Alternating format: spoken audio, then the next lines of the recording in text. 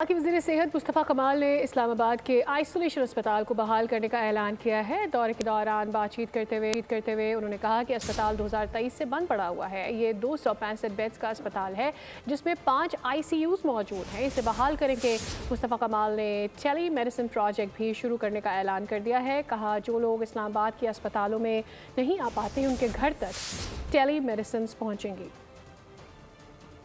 इंशाअल्लाह ताला आइंदा आने वाले दिनों में इस टेली मेडिसिन को एग्रेसिवली इसको यूज़ करने जा रहा है। ये जो फार्मास्यूटिकल कंपनीज़ है उनसे उनको इसमें नेटवर्क में लेकर आने जा रहे हैं और हमारा ये कहना है कि आइंदा आने वाले दिनों में हम लोगों की दहलीज पे डॉक्टर और दवाएं पहुंचाने जा रहे हैं कि बजाय इसके कि लोग आज आकर 8-8 घंटे 7-8 घंटे हॉस्पिटल्स में चक्कर काटते हैं।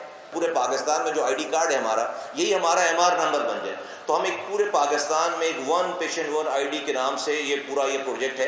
इंशाअल्लाह ताला इन तमाम चीज़ों को करने जा रहे हैं। सब्सक्राइब करें और बेल दबाएं ताकि कोई खबर रह न जाए।